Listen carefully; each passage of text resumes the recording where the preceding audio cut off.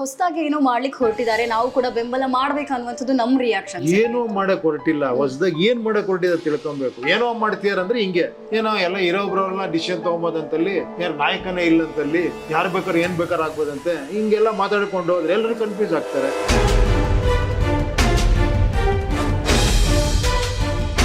Election ಅಂತ ಹೇಳಿ ಬಂದಾಗ ತುಂಬ ಹಣ ಖರ್ಚು ಮಾಡೋದನ್ನು ನಾವು ನೋಡಿದ್ದೇವೆ. ಯಾವುದೇ ರೀತಿ ಹಣ ಖರ್ಚು ಮಾಡದೆ ಮಾಡ್ತಾ ಇರುವಂಥ ಪಕ್ಷ ಇದು. ಎಷ್ಟು ಮಟ್ಟಿಗೆ ವರ್ಕ್ ಆಗುತ್ತೆ, ಎಷ್ಟು ಬುದ್ಧಿವಂತಿಕೆ ಇದು ಅಂತ ಹೇಳಿ? ಅಲ್ಲ, ಏನ್ ಬುದ್ಧಿವಂತಿಕೆ? ನಾನು ಅದಕ್ಕೆ ನಾನೇನೋ ಆಗ್ತೀನಿ ಅಂತಾನೂ ಹೇಳ್ತಾ ಇಲ್ಲ. ನಾನು ಹೇಳಿದ್ರೆ ನೋಡಪ್ಪ, ದುಡ್ಡು ಖರ್ಚು ಮಾಡದೆ CM ಆಗ್ಬೇಕು ಅನ್ಕೊಂಡಿದ್ದೇನೆ, ದುಡ್ಡು ಖರ್ಚು ಮಾಡದೆ MLA ಆಗ್ಬೇಕು ಅನ್ಕೊಂಡೆ, ಅದನ್ನ ಬಿಸ್ನೆಸ್ ಮಾಡಿ ಇಟ್ಬಿಟ್ಟಿದ್ದೀರಾ ನೀವು. ನೀ ದುಡ್ಡು ಖರ್ಚು ಮಾಡು, ನಿನ್ಗೊಂದು ಪೋಸ್ಟ್ ಕೊಡ್ತೀವಿ, ನಮ್ದಲ್ಲಿ ದುಡ್ಡಿದೆ ತಗೋ ನೀನು ಅನ್ನೋ ತರ ಆಗ್ಬಿಟ್ಟಿದೆ ಇಲ್ಲಿ. ನನಗೆ ಅರ್ಥನೇ ಆಗ. ಕರೆಕ್ಟಾ? ಅಲ್ಲ ಸರ್, ಇವಾಗ ಕರೆಕ್ಟಾ? ಕರೆಕ್ಟ್ ಅಲ್ಲ ಅಂತ ಇದ್ರು ಕೂಡ ಇವಾಗ ಎಲ್ಲರೂ ಥಿಂಕ್ ಮಾಡಿರೋದು ಅದೇ ರೀತಿ ಅಲ್ವಾ ಸರ್? ಇವಾಗ ಇರುವಂತ ಪ್ರಸ್ತುತ ಇರುವಂತ ಪಕ್ಷಗಳು ಕೂಡ ಅದು ಬದಲಾವಣೆ ಬೇಕಾ ಬೇಡವಾ? ನಮಗೆ ಬೇಕು ಸರ್, ನಮಗೆ ಬೇರೆಯವ್ರಿಗೆ ಬೇಡ. ನಾ ಹೇಳ್ತಾ ಇರೋದು ಬೇರೆಯವ್ರಿಗೂ ಅರ್ಥ ಆಗ್ಬೇಕು ಅಂತ ಹೇಳಿದ್ರೆ ಯಾವ ರೀತಿ ಕನ್ವೆ ಮಾಡ್ತೀರಾ ನೀವು? ಪಕ್ಕದಲ್ಲಿರೋರ್ಗೆ ಹೇಳಿ. ಈಗ ಹೋಗ್ತಿರಲ್ಲ 4 ಜನ ಒಂದು ಊಟಕ್ಕೆ ಕೂತ್ಕೊಂತಿರಲ್ಲ, ಅಲ್ಲಿ ಹೇಳಿ ನೋಡಪ್ಪ ಈ ತರ ಬಂದ್ರೆ ಚೆನ್ನಾಗಿರುತ್ತೆ ಅಂತ ಹೇಳಿ. ಇವಾಗ ಯಾವುದೇ ರೀತಿ ಹಣವನ್ನು ಖರ್ಚು ಮಾಡದೆ ನಮ್ಮ ಪ್ರಜಾಕೀಯವನ್ನು ತರಲಿಕ್ಕೆ ನಾವು ರೆಡಿ ಆಗಿದ್ದೇವೆ ಅಲ್ವಾ? ಇನ್ನೊಂದು ರೀತಿಯಲ್ಲಿ ಏನು ಅಂತ ಹೇಳಿದ್ರೆ, ಇವಾಗಿನ ಜನರೇಷನ್ ನೋಡಿದಾಗ ಮೊಂಡು ಧೈರ್ಯಗಳು, ಮೊಂಡು ಗ್ಯಾರಂಟಿಗಳಿಂದಲೇ ಪಕ್ಷಗಳು ಬಂದಿರೋದು. ಎಕ್ಸಾಂಪಲ್ ನಮಗೆ ತಮಿಳ್ನಾಡೇ ಇದೆ ಸರ್ ಅಲ್ವಾ? 2 ವರ್ಷದಲ್ಲಿ ಪಕ್ಷವನ್ನು ಕಟ್ಟು ಗ್ಯಾರಂಟಿಗಳನ್ನು ಕೊಟ್ಟು ಅಧಿಕಾರಕ್ಕೆ ಬರ್ಲಿಕ್ಕೆ ರೆಡಿ ಆಗಿರುವಂತಹ ಪಕ್ಷ. 8 ವರ್ಷಗಳಾದ್ರೂ ಕೂಡ ನಮ್ಮ ಪಕ್ಷ ಬರ್ತಾ ಇಲ್ಲ. ಸೊ ಇದ್ರಲ್ಲಿ ಯಾವ್ದು ಫಾಲ್ಟ್ ಇರ್ಬೋದು ಅನ್ನುವಂಥದ್ದು? ಮೋಸ್ಟ್ಲಿ ಅದೇ ಕರೆಕ್ಟ್ ಇರ್ಬೋದು. ಈಗ ಅವ್ರು ಮಾಡ್ತಿರೋದೇ ಕರೆಕ್ಟ್ ಇರ್ಬೋದು. ಓಕೆ, ಸಪೋರ್ಟ್ ಮಾಡಿ ಸರ್. ಇವಾಗ ನಮಗೆ ಬೇಕಾಗಿರೋದು ಬದಲಾವಣೆ ಅಲ್ವಾ? ಒಳ್ಳೆ ಕಥೆ. ಯಾವ ಬದಲಾವಣೆ ಬೇಕು ನಿಮ್ಗೆ? ಇವಾಗ ಪ್ರಜಾಕೀಯದಲ್ಲಿ ಇರೋದೇ ಅದಲ್ವಾ ಸರ್ ಬದಲಾವಣೆ? ನಿಮಗ್ ಬೇಕಾ ನನಗ್ ಬೇಕಾ? ನಿಮಗ್ ಬೇಕಲ್ವಾ? ಬೇಕಲ್ವಾ? ಎಕ್ಸಾಕ್ಟ್ಲಿ. ಈಗ ಅದು ಬರ್ತಿದೆ ಅಂದ್ರೆ ನಿಮ್ಗೆ ಬದಲಾವಣೆ ಅಂದ್ರೆ ಇನ್ನೇನು ಅದೇ ಬರ್ಬೇಕಾ, ಬೇರೆ ಬರ್ಬೇಕಾ? ಅಲ್ಲ ಸರ್, ಆ ಎಲ್ಲ ಗ್ಯಾರಂಟಿಗಳಿಗೆ ಕಂಪೇರ್ ಮಾಡಿದ್ರೆ ಎಷ್ಟು ಡಿಫ್ರೆಂಟ್ ನಮ್ಮ ಪ್ರಜಾಕೀಯ ಅನ್ನುವಂಥದ್ದು ನಾನು ಕೇಳ್ತಾ ಇರೋದು. ನಿಮ್ಮನ್ನೇ ನಾನು ಕೇಳ್ತೀನಿ. ಇವಾಗ ಗ್ಯಾರಂಟಿ ನಾನು ಹೇಳ್ಬೇಕಾ? ಅದೇ ಸರ್, ನಿಮ್ಮಿಂದ ಗ್ಯಾರಂಟಿ ಎಕ್ಸ್ಪೆಕ್ಟ್ ಮಾಡಿ ಜನರು ಆಯ್ತು ನಾವು ಗ್ಯಾರಂಟಿ ಇದೆ ಇವ್ರದ್ದು, ನಾವು ವೋಟ್ ಹಾಕ್ತೇವೆ, ಮಾಡ್ತಾ ಇದಾರಲ್ಲ ಅದನ್ನ ನಾನು ಯಾಕಲ್ಲಿ ಆಲ್ರೆಡಿ ಮಾಡ್ತಾ ಇದಾರಲ್ಲ, ಅದು ಆಲ್ರೆಡಿ ಅದು ಮಾಡ್ತಾ ಇರೋದ್ರಿಂದ ಅದು ಕರೆಕ್ಟ್ ಅನ್ಸಿದ್ರೆ ಅದಕ್ಕೆ ನೀವು ಎಲೆಕ್ಟ್ ಮಾಡ್ತೀರಾ.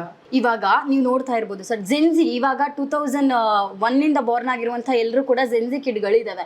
ಸೊ ಈ ಜೆನ್ಜಿ ಕಿಡ್ಗಳಿಗೆ ನೀವು ಪರಿವರ್ತನೆ ಮಾಡ್ತಾ ಇದ್ದೀರಾ, ನೆಕ್ಸ್ಟ್ ಬದಲಾವಣೆ ಬೇಕು ಅಂತ ಹೇಳಿ ಅಲ್ಲ, ಎಲ್ರಿಗೂ ಕೂಡ ಬದಲಾವಣೆಯನ್ನು ತರಲಿಕ್ಕೆ ಪ್ರಯತ್ನ ಪಡ್ತಾ ಇದ್ದೀರಾ? ನಾನು ಇರೋ ವಿಷಯ ಹೇಳ್ತಾ ಇದ್ದೀನಿ. ಬದಲಾವಣೆ ನಿಮ್ಗೆ ಬೇಕು ಅನ್ಸಿದ್ರೆ ಫಸ್ಟ್ ಆಫ್ ಆಲ್ ಏನ್ ಬದಲಾವಣೆ ಬೇಕು ಅನ್ನೋದ್ರೆ ಕ್ಲಾರಿಟಿ ಇರ್ಬೇಕು ನಿಮ್ಗೆ. ಅದೇ ಗೊತ್ತಿಲ್ಲ ನಾನು ಏನ್ ಹೇಳಿ ಸರ್. ನಿಮ್ ಪ್ರಕಾರ ಏನ್ ಬದಲಾವಣೆ ಬೇಕು? ನನ್ನ ಪ್ರಕಾರ ಹೇಳ್ತಿದ್ದೀನಲ್ಲ, ಇದನ್ನ ಈ ತರ ಒಂದು ಬಿಸ್ನೆಸ್ ಅನ್ನೋ ರಾಜಕಾರಣ ಚೇಂಜ್ ಆಗ್ಬೇಕು, ಹಣ ಹೂಡಿಕೆ ಕಡಿಮೆ ಆಗಬೇಕು, ತುಂಬ ಕಡಿಮೆ ಆಗಬೇಕು, ಸಂಬಳಕ್ಕೆ ಕೆಲಸ ಮಾಡೋ ಒಂದು ಸಿಸ್ಟಮ್ ಬರಬೇಕು. ಅವಾಗ ಆ ದುಡ್ಡೆಲ್ಲ ನಿಮ್ಮ ದುಡ್ಡೆಲ್ಲ ನಿಮಗೇ ಸೇರೋ ಅಂತ ಒಂದು ಸಿಸ್ಟಮ್ ಬರಬೇಕು. ಇದು ಬದಲಾವಣೆ ಅಂತ ನಾನು ಅನ್ಕೊಂಡಿದ್ದೀನಿ. ಇದು ಬದಲಾವಣೆ ಅಲ್ಲ ಅನ್ಕೊಂಡ್ರೆ ನೀವು ಅದೇ ಕರೆಕ್ಟ್ ಹಂಗಾರೆ? ಅದೇ ಕರೆಕ್ಟಾ? ಅದಕ್ಕೆ ಕರೆಕ್ಟ್ ಅಂದ್ರೆ ಅದಕ್ಕೆ ಸಪೋರ್ಟ್ ಮಾಡ್ತೀರಾ? ನಾನು ಯಾರು ಹೇಳೋದಕ್ಕೆ ಅದರಲ್ಲಿ?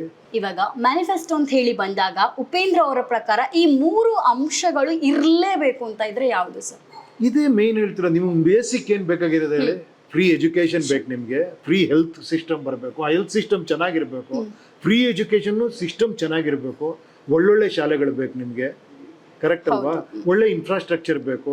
ಇದೆಲ್ಲದೂ ಬಿಟ್ಬಿಡಿ ನಾನು ಹೇಳ್ತಿರೋದು. ಇಲ್ಲದಕ್ಕೆ ಟ್ರಾನ್ಸ್ಪರೆನ್ಸಿ ಬರಬೇಕು. ಫಸ್ಟ್ ಆಫ್ ಆಲ್ ನನ್ನ ಹತ್ರದೇ 100 ರೂಪಾಯಿ, ನಾನು 1000 ರೂಪಾಯಿ ಅಷ್ಟು ಕೇಳಕ್ಕಾಗತ್ತಾ? ಏನಾರ ಆಗತ್ತಾ?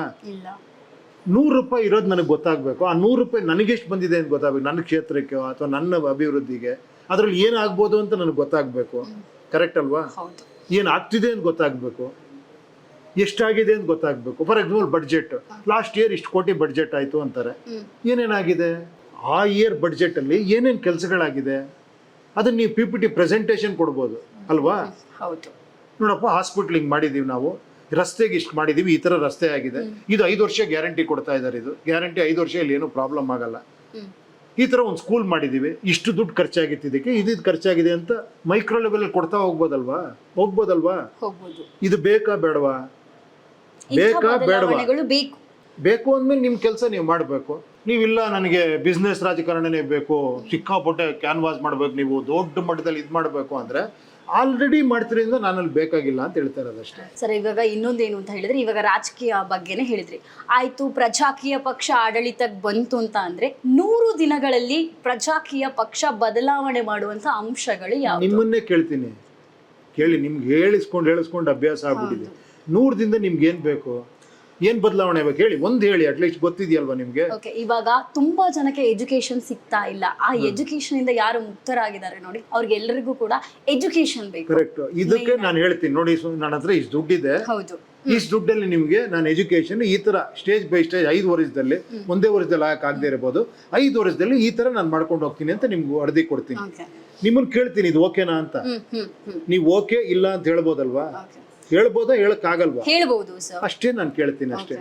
ಇವಾಗ ಇನ್ನೊಂದು, ಇಷ್ಟೆಲ್ಲ ಇದ್ ಮಾಡಿದ್ಮೇಲೆ ಸರ್, ಪ್ರಜಾಕೀಯ ಪಕ್ಷ ಆಡಳಿತಕ್ಕೆ ಬಂತು, ಅಲ್ಲಿ ಯಾರು ಕೂಡ ಮುಖ್ಯಮಂತ್ರಿ, ಉಪಮುಖ್ಯಮಂತ್ರಿ ಅಂತವ್ರೆಲ್ಲ ಯಾರು ಇರ್ತಾರ? ಯಾರು? ನಾನೇನ್ ಕಾನ್ಸ್ಟಿಟ್ಯೂಷನ್ ಬದಲಾವಣೆ ಮಾಡಕ್ಕಾಗತ್ತಾ? ಓಕೆ, ಅದು ಸಿಲ್ಲಿ ಆಗ್ಬಿಡುತ್ತೆ. ಅದು ಸೇಮ್ ಸಿಸ್ಟಮ್ ಇರುತ್ತಮ್ಮ. ಓಕೆ, ಮುಖ್ಯಮಂತ್ರಿ ಇರ್ತಾರೆ, ಅದೇ ಅಡ್ಮಿನಿಸ್ಟ್ರೇಷನ್ ಎಲ್ಲವೂ ಇರುತ್ತಷ್ಟೇ. ಅಲ್ಲ ಸರ್, ನಿಮ್ಮ ಬದಲಾವಣೆಗಳು, ನಿಮ್ಮ ಯೋಚನೆಗಳು ಬಹಳ ಡಿಫ್ರೆಂಟ್ ಆಗಿದೆ, ಅದಕ್ಕೋಸ್ಕರ ಕೇಳಿ. ನೀವು ಡಿಫ್ರೆಂಟ್ ಆಗಿ ಯೋಚನೆ ಮಾಡ್ತಿದ್ದೀರಾ, ಇರೋದೇ ಸಿಸ್ಟಮ್ ಅದು. ನಾನ್ ಹೇಳ್ತಿರೋದು ಅಲ್ಲಿಂದ ಈ ಒಂದು ಕ್ಯಾಶ್ ಅನ್ನ ತೆಗೀರಿ, ಎಕ್ಸಾಕ್ಟ್ಲಿ, ಗೊತ್ತಾಯ್ತು. ಅಷ್ಟೇ. ನಾನು ಸಿಂಪಲ್ ಹೇಳ್ತಿರೋದು, ನೀವೆಲ್ಲವೂ ಹಂಗೆ ಇರುತ್ತೆ. ಹಣ ಹೂಡಿ ನಾನು ಅಲ್ಲಿಗೆ ಬರಬಾರ್ದು ಅಂತ ಅಷ್ಟೇ ಕೇಳ್ತಾ ಇರೋದು, ಅರ್ಥ ಆಯ್ತಾ? ನಾನ್ ಕೋಟ್ಯಾಂತರ ಹಣ ಹೂಡಿ ಆ ಜಾಗಕ್ಕೆ ಬರಬಾರ್ದು, ಯಾಕಂದ್ರೆ ಆ ದುಡ್ಡು ನಾನು ವಾಪಸ್ ತಗೊಂತೀನಿ, ಅಥವಾ ನಾನು ಮಿಸ್ಯೂಸ್ ಮಾಡ್ತೀನಿ ಅದನ್ನ, ನಾನು ಟ್ರಾನ್ಸ್ಪರೆನ್ಸಿ ಹೇಳ್ಕೊಡ್ತೀನಿ, ಅಷ್ಟೇ. ಸಿಂಪಲ್ ಅದು. ಇವಾಗ ಪ್ರಜಾಕೀಯ ಪಕ್ಷ ಬಂದು 8 ವರ್ಷಗಳಾಗಿದೆ ಸರ್. ನೆಕ್ಸ್ಟ್ ಎಲೆಕ್ಷನ್ ಅಲ್ಲಿ ಪ್ರಜಾಕೀಯ ಪಕ್ಷದಲ್ಲಿ ಉಪೇಂದ್ರ ಅವರು ನಿಲ್ತಾರ ಅನ್ನೋದು ನೋಡೋಣ. ಇವಾಗ ನಾನು ಕೊಟ್ಟಿದ್ದೀನಿ ಗೊತ್ತಾನೆ, ಪಾರ್ಟಿ ನಿಮ್ ಕೈ ಕೊಟ್ಟಿದ್ದೀನಿ, ಓಕೆನಾ? ನೀವೇ ಅಲ್ಲೆಲ್ಲ ಮಾಡ್ಬೋದು.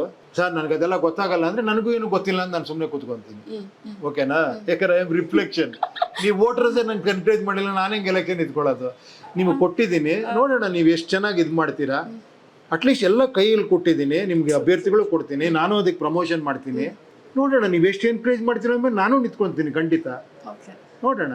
ಪ್ರಜಾಕೀಯ ಪಕ್ಷ ಅನ್ನುವಂಥದ್ದು ಒಂದು ಸಿನಿಮಾ ಅಂತ ಇಡ್ತಾ ಇದ್ರೆ ಅದರ ಕ್ಲೈಮ್ಯಾಕ್ಸ್ ಯಾವ ರೀತಿ ಇಡ್ತಾ ಇತ್ತು ಸರ್? ನಿಮ್ಗೆ ಸಿನಿಮಾ ಬೇಕು. ಇವಾಗ ನಮಗೆ ಪ್ರಜಾಕೀಯ ಅಂತ ಬಂದಾಗ ಜನರ ಇವಾಗ ಹೇಗಿದ್ದಾರೆ, ನೆಕ್ಸ್ಟ್ ಬದಲಾವಣೆ ಆಗ್ಬೇಕು, ನಮ್ಮನ್ನು ನಾವು ತೋರ್ಬೇಕು ಅನ್ನುವಂಥ ದೃಷ್ಟಿಯಿಂದ ಮಾಡ್ತಾ ಇರುವಂಥ ಪಕ್ಷ ಇದು ಅಲ್ವಾ ಸರ್? ಇವಾಗ ಇರುವಂಥದ್ದು ಕೂಡ ಎಟ್ ಪ್ರೆಸೆಂಟ್ ಅದೊಂಥರ ಸಿನಿಮಾ ರೀತಿ ಇಡ್ತಾ ಇದ್ರೆ ಕ್ಲೈಮ್ಯಾಕ್ಸ್ ಅಂತ ಇರೋದು ಯಾವ ರೀತಿ? ನೀವೇ ಹೇಳ್ಬಿಡಿ, ಯಾಕಂದ್ರೆ ಸಿನಿಮಾ ನಿಮ್ ಕೈಗೆ ಕೊಟ್ಟಿದ್ದೀನಿ ಇವಾಗ, ನೀವೇ ಹೇಳ್ಬಿಡಿ ಅದ್ರ ಕ್ಲೈಮ್ಯಾಕ್ಸ್ ಹೆಂಗಿರ್ಬೇಕು ಅಂತ. ಅಲ್ಲ ಸರ್, ನಿಮ್ ಪ್ರಕಾರ ಯಾವ ರೀತಿ ಇರ್ಬೇಕು? ನಾನು ಸಿನಿಮಾ ಅಂತ ಮಾಡ್ತಿಲ್ಲ, ಇದು ರಿಯಲ್ ಅಂತ ಮಾಡ್ತಿರೋದು.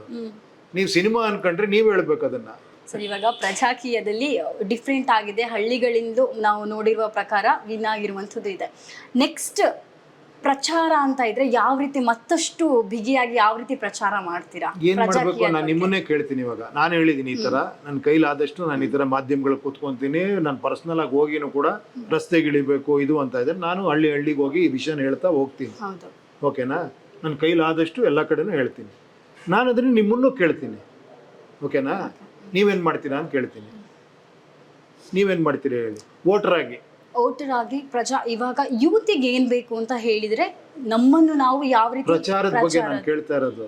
ನೀವೇನ್ ಪ್ರಚಾರ, ನೀವೇನ್ ಮಾಡ್ತೀರಾ? ಈ ರೀತಿಯಾಗಿರುವಂತಹ ಒಂದು ಪಕ್ಷ ನಮಗೆ ಸ್ವ ಇಚ್ಛೆಯಿಂದ ಆಡಳಿತ ಮಾಡ್ಲಿಕ್ಕೆ ಅವಕಾಶ ಇದೆ. ಸೊ ನಮ್ಮನ್ನು ನಾವು ಪ್ರೂವ್ ಮಾಡ್ಕೋಬಹುದು, ನಮ್ಮ ಅಭಿಪ್ರಾಯವನ್ನ ಹಂಚ್ಕೋಬಹುದು.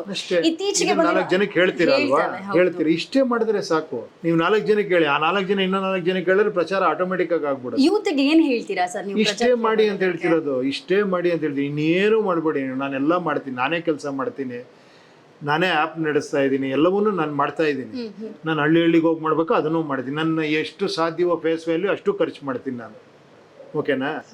ನೀವು ಮಾಡಬೇಕಾಗಿರೋದು ತಿಳ್ಕೊಳ್ಳಿ, ನೋಡಿ, ಸ್ವಲ್ಪ ಟೈಮ್ ಸ್ಪೆಂಡ್ ಮಾಡಿ, 4 ಜನಕ್ಕೆ ಹೇಳಿ, ಇಷ್ಟೇ ಬೇಕಾಗಿರೋದು.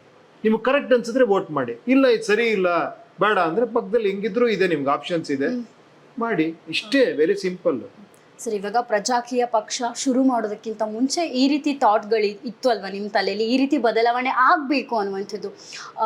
ಮ್ಯಾಮ್ ಹತ್ರ ಹೇಳಿದಾಗ ಮ್ಯಾಮ್ ರಿಯಾಕ್ಷನ್ ಯಾವ ರೀತಿ ಇತ್ತು?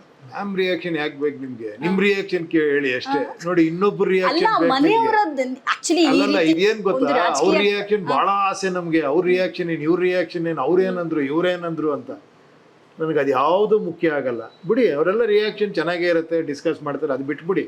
What is your reaction? ಹೊಸದಾಗಿ ಏನೋ ಮಾಡ್ಲಿಕ್ಕೆ ಹೊರಟಿದ್ದಾರೆ, ನಾವು ಕೂಡ ಬೆಂಬಲ ಮಾಡ್ಬೇಕು ಅನ್ನುವಂಥದ್ದು ನಮ್ಮ ರಿಯಾಕ್ಷನ್. ಏನೋ ಮಾಡಕ್ ಹೊರಟಿಲ್ಲ, ಹೊಸದಾಗಿ ಏನ್ ಮಾಡಕ್ ಹೊರಟಿದೆ ತಿಳ್ಕೊಬೇಕು. ಏನೋ ಮಾಡ್ತೀಯಾರಂದ್ರೆ ಹಿಂಗೆ ಏನೋ ಎಲ್ಲ ಇರೋಬ್ರಲ್ಲ ಡಿಸಿಷನ್ ತಗೊಂಬೋದಂತಲ್ಲಿ, ಯಾರು ನಾಯಕನೇ ಇಲ್ಲಂತಲ್ಲಿ ಯಾರು ಬೇಕಾದ್ರೆ ಏನ್ ಬೇಕಾದ್ರೆ ಆಗ್ಬೋದಂತೆ, ಹಿಂಗೆಲ್ಲ ಮಾತಾಡ್ಕೊಂಡು ಹೋದ್ರೆ ಎಲ್ಲರೂ ಕನ್ಫ್ಯೂಸ್ ಆಗ್ತಾರೆ. ಕೆಲವರಿಗೆ ಕನ್ಫ್ಯೂಷನ್ ಇರೋದು ಕೂಡ ಅಲ್ಲೇ ಸರ್. ಇವಾಗ ಕನ್ಫ್ಯೂಷನ್ ಕ್ಲಾರಿಟಿ ಮಾಡ್ಕೊಳ್ಳಿ ಅಂತ, ನನ್ನ ಕನ್ಫ್ಯೂಸ್ ಮಾಡ್ಬೇಡಿ. ಅಲ್ಲ ಸರ್, ಕನ್ಫ್ಯೂಷನ್ ಇದ್ದವ್ರಿಗೆ ಕ್ಲಾರಿಟಿ ಏನ್ ಕೊಡ್ತೀರಾ ನೀವು? ಇನ್ನೆಷ್ಟು ಕ್ಲಾರಿಟಿ ಕೊಡ್ಬೇಕು ಹೇಳಿ, ಇನ್ ಯಾವ ತರ ಕ್ಲಾರಿಟಿ ಸರ್ ಇವಾಗ ಹೇಳಿ, ಯಾವ ತರ ಕ್ಲಾರಿಟಿ ಕೊಡ್ಬೇಕು? ಇವಾಗ ನೆಕ್ಸ್ಟ್ ಎಲೆಕ್ಷನ್ ಅಲ್ಲಿ ಪ್ರಜಾಕೀಯ ಪಕ್ಷದಲ್ಲಿ ಒಬ್ಬ ಅಭ್ಯರ್ಥಿ ನಿಲ್ತಾ ಇದ್ದಾರೆ. ಆ ಅಭ್ಯರ್ಥಿ ನಿಲ್ತಾ ಇದ್ದಾರೆ ಅಂತ ಹೇಳಿದ್ರೆ ಯಾವ ರೀತಿ ನಿಲ್ತಾ ಇದ್ದಾರೆ, ಅವ್ರಿಗೆ ಕ್ವಾಲಿಟೀಸ್ ಏನು ಎನ್ನುವಂಥದ್ದು ಜನರಿಗೆ ಗೊತ್ತಾಗ್ಬೇಕಲ್ಲ. ಇವಾಗ ನನಗೂ ಆಸೆ ಇದೆ, ನಾನು ಪ್ರಜಾಕೀಯದಲ್ಲಿ ಓಟಿಗೆ ನಿಲ್ಬೇಕಂತ. ನಿಂತ್ಕೊಳ್ಳಿ, ಅದ್ರಲ್ಲಿ ಅದ್ರ ಪ್ರೊಸೆಸಿಂಗ್ ಯಾವ ರೀತಿ ಇದೆ ನೋಡಿ, ಓಪನ್ ಮಾಡಿ ನೋಡಿ. ಸರ್ ಇವಾಗ ನಾನ್ ನೋಡ್ತೇನೆ, ಬೇರೆಯವ್ರು ನೀವು ನೋಡಿ. ನೋಡೋದು. ಫಸ್ಟ್ ಆಫ್ ಆಲ್ ನೀವೇ ನೋಡಲ್ಲ, ಬೇರೆಯವ್ರ ಬಗ್ಗೆ ಯಾಕೆ ಯೋಚನೆ ಮಾಡ್ತೀರಾ? ನೀವು ನೋಡಿ ಫಸ್ಟ್, 4 ಜನ ಕೇಳಿ. ಇಷ್ಟು ಮಾಡಕ್ ಆಗಲ್ವಾ? ಓಕೆ, ಇವಾಗ ಪ್ರಜಾಕೀಯದ ಮೊದಲ ಆದ್ಯತೆ ಇದೆ, ಫಸ್ಟ್ ನಿಮ್ಮನ್ನ ನೀವು ನೋಡ್ಕೊಳ್ಳಿ, ಮತ್ತೆ ಬೇರೆಯವ್ರಿಗೆ ಹೇಳಿ ಅನ್ನುವಂಥದ್ದ. ನೋಡ್ಬೇಕಾ ಬೇಡವಾ? ಎಕ್ಸಾಕ್ಟ್ಲಿ ನೋಡ್ಬೇಕು ಸರ್. ನನಗ್ ಬದಲಾವಣೆ ಬೇಕಾ, ನಿಮಗ್ ಬದಲಾವಣೆ ಬೇಕಾ? ಎಲ್ರಿಗೂ ಬೇಕು. ಎಲ್ರಿಗೂ ಬೇಕಲ್ವಾ? ನಾನು ಮಾಡ್ಬೇಕು, ನೀವು ಮಾಡ್ಬೇಕಲ್ವಾ? ಸಣ್ಣ ಕೆಲ್ಸನೂ ಮಾಡಕ್ಕಾಗಲ್ಲ. ನೀವು ಮಾಡಿ, ನಾನ್ ಮಾಡೋದ್ ಮಾಡ್ತೀನಪ್ಪ, ನೀವು ಮಾಡೋದ್ ಮಾಡಿ ಅಂತ ಹೇಳಿದ್ರೆ ಬೇಡವಾ? ನಾನು ಫೋರ್ಸು ಮಾಡ್ತಿಲ್ಲ. ನಾನು ಯಾರು ಫೋರ್ಸ್ ಮಾಡಕ್ ನಿಮ್ಗೆ? ಹೌದು, ಯಾರು ಅಲ್ಲ ಸರ್. ನಮ್ಮನ್ನ ನಾವೇ ಬದಲಾವಣೆ ಮಾಡ್ಬೇಕು ಅಂತ ಹೇಳಿದ್ರೆ ಹೊಸದಾಗಿರುವಂತಹ ಒಂದು ಪಕ್ಷವನ್ನು ನಾವು ಕಟ್ಟಬೇಕು. ಓಕೆ, ಸಿಂಪಲ್ ಅಷ್ಟೇ ಸರ್ ಇವಾಗ ನಂದು ಕೆಲವೊಂದು ರಾಪಿಡ್ ಫೈರ್ ಇದೆ ಸರ್. ಸಿನಿಮಾನ ಅಥವಾ ಪ್ರಜಾಕೀಯನ? ನಾನು ಹೇಳದ್ನಲ್ಲ, ಸಿನಿಮಾ ನನ್ನ ದಾರಿ, ಪ್ರಜಾಕೀಯ ನನ್ನ ಗುರಿ ಅಂತ. ಓಕೆ, ನಿರ್ದೇಶಕ ಒಪ್ಪಿನ ಅಥವಾ ನಟ ಒಪ್ಪಿನ? ಬರಹಗಾರ ಒಪ್ಪಿ. ಬರಹಗಾರ ಒಪ್ಪಿ. ಸಿನಿಮಾದಲ್ಲಿ ಎ ಅಂತ ಬಂದಾಗ ಪ್ರೀತಿ ಅಂತ ಗೊತ್ತಿದೆ, UI ಅಂತ ಬಂದಾಗ ತಂತ್ರಜ್ಞಾನ ಅಂತ ಗೊತ್ತಿದೆ. ಇದ್ರಲ್ಲಿ ಯಾವುದು, ಪ್ರೀತಿನ ತಂತ್ರಜ್ಞಾನನ? ಅಲ್ಲ, ಈಗಿನ ಇದಕ್ಕೆ ತಂತ್ರಜ್ಞಾನ ಮುಖ್ಯ. ಒಳ್ಳೆ ರಾಜಕಾರಣಿಯೋ ಅಥವಾ ಜವಾಬ್ದಾರಿಯುತ ಕಾರ್ಮಿಕನೋ? ಅದು ಹೇಳ್ತಾನೆ ಇದೀನಿ ನಾನು, ಜವಾಬ್ದಾರಿಯುತ ಕಾರ್ಮಿಕ ಬೇಕು ಅಂತಾನೆ ಹೇಳ್ತಾ ಇರೋದು. ಆಟೋ ರಿಕ್ಷಾದ ಗುರುತ ಅಥವಾ ಲಕ್ಸುರಿ ಕಾರ್ ಇದೇನಾದ್ರೂ ಚಿಹ್ನೆನಾ? ಅದು ಎಲೆಕ್ಷನ್ ಕಮಿಷನ್ ಕೊಟ್ಟಂಗೆ. ಸಿನಿಮಾ ಸ್ಕ್ರಿಪ್ಟ್ ಬರೆಯೋದು ಅಥವಾ ಪ್ರಜಾಕೀಯದ ಮ್ಯಾನಿಫೆಸ್ಟೋ ಬರೆಯೋದು? ಮ್ಯಾನಿಫೆಸ್ಟೋ ನೀವು ಬರೀತೀರಾ? ಓಕೆ, ಮಾತಿನ ಪ್ರಭಾವವು ಅಥವಾ ಮೌನದಲ್ಲೇ ಅರ್ಥವು? ಇನ್ಮೇಲೆ ಮೌನವಾಗಿರೋದು ಬೆಟ್ರು ಅನಿಸ್ಬಿಟ್ಟಿದೆ. ಯಾಕಂದ್ರೆ ನನ್ನ ಮೌನ ಮಾಡ್ತಿದ್ದೀರಾ ನೀವೆಲ್ಲ ಸೇರ್ಕೊಂಡು. ಓಕೆ ಸರ್, ಹಣದ ಚುನಾವಣೆಯೋ ಅಥವಾ ಗುಣದ ಚುನಾವಣೆಯೋ? ಇಷ್ಟೊತ್ತರೆಗೂ ಮಾತಾಡೋದು ಏನು? ಗುಣ ಸರ್. ಮತ್ತೆ ಓಕೆ, ಓಂ ಸಿನಿಮಾದ ರಗಡ್ ಲುಕ್ಕು ಅಥವಾ ಸೂಪರ್ ಸಿನಿಮಾದ ಸ್ಟೈಲಿಶ್ ಲುಕ್ಕು? ಅದು ಎರಡು. ಒಂದ್ ಹೇಳ್ಬೇಕಂತ ಇದ್ರೆ ಎರಡು ಅಲ್ಲ, ಅದು ಹೆಂಗ್ ಹೇಳೋದು? ನಾನೇ ಎರಡು ಮಾಡಿರೋದ್ರಿಂದ ಓಕೆ, ನೀವು 2 ಮಕ್ಳಲ್ಲಿ ಯಾವ ಮಕ್ಳು ನಿಮ್ಗೆ ಇಷ್ಟ ಅಂದಂಗೆ ಆಯ್ತದು. ನೀವ್ ಹೇಳ್ಬೇಕು ಅದನ್ನ. ಓಕೆ ಸರ್, ಜನರ ಶಿಲ್ಲೆ ಚಪ್ಪಾಳೆಯೋ ಅಥವಾ ಜನರ ಬದಲಾವಣೆಯೋ? ಬದಲಾವಣೆ. ಫ್ಲಾಪ್ ಆದ್ರೂ ಕೂಡ ಸಿನಿಮಾದಲ್ಲಿ ಹೊಸ ಪ್ರಯೋಗ ಮಾಡ್ತೀರಾ ಅಥವಾ ಹಿಟ್ ಆಗೋ ಕಮರ್ಷಿಯಲ್ ಸಿನಿಮಾನ ಮಾಡ್ತೀರಾ? ನೀವು ನೋಡೇ ಇದ್ದೀರಾ ನನ್ನ. ಸರ್ ನೀವೇನ್ ಹೇಳ್ತೀರಾ ಅಂತ ಅದಕ್ಕೆ? ನಾನು ಯಾವತ್ತು ಹೊಸದು ಮಾಡಕ್ ಟ್ರೈ ಮಾಡ್ತೀನಿ. ಓಕೆ, ರಿಯಲ್ ಸ್ಟಾರ್ ಪಟ್ಟವು ಅಥವಾ ಸಾಮಾನ್ಯ ಪ್ರಜೆ ಪಟ್ಟವು ಅನ್ನೋದು? ರಿಯಲ್ ಸ್ಟಾರ್ ಸ್ಕ್ರೀನ್ಗೆ, ಸಾಮಾನ್ಯ ನಾನು. ಕ್ಯಾಮ್ರಾ ಮುಂದೆ ಇರೋದು ಅಥವಾ ಕ್ಯಾಮ್ರಾ ಹಿಂದೆ ನಿಲ್ಲೋದು? ಅದೇ ಹೇಳಿದ, ಕ್ಯಾಮ್ರಾ ಹಿಂದೆ ನಿಲ್ಲೋದು ನನಗೆ ಬಹಳ ಇಷ್ಟ. ವ್ಯವಸ್ಥೆಯ ವಿರುದ್ಧ ಹೋರಾಡೋದು ಅಥವಾ ವ್ಯವಸ್ಥೆಯನ್ನೇ ಬದಲಾಯಿಸೋದು? ಬದಲಾಯಿಸೋದು. ಕಲ್ಪನೆ ಲೋಕವು ಅಥವಾ ವಾಸ್ತವ ಪ್ರಪಂಚವು? ರಿಯಾಲಿಟಿಯ ಅಥವಾ ಇಮ್ಯಾಜಿನೇಷನ್? ಒಳ್ಳೆ ಕ್ವಶನ್. ಅಲ್ಲ, it is a good question actually. Imagination is very important to change ವಾಸ್ತವ. ಓಕೆ, ಬೆಂಗಳೂರಿನ ಟ್ರಾಫಿಕ್ ಅಥವಾ ಶೂಟಿಂಗ್ ಸೆಟ್ನ ಗದ್ದಲನ? ಶೂಟಿಂಗ್ ಸೆಟ್ ಗದ್ದಲ ಬೆಟರ್. ಓಕೆ, ಸಿನಿಮಾದಲ್ಲಿ ಹೀರೋ ಆಗೋದು ಅಥವಾ ಪ್ರಜಾಕೀಯದಲ್ಲಿ ಸೇವಕನಾಗೋದು?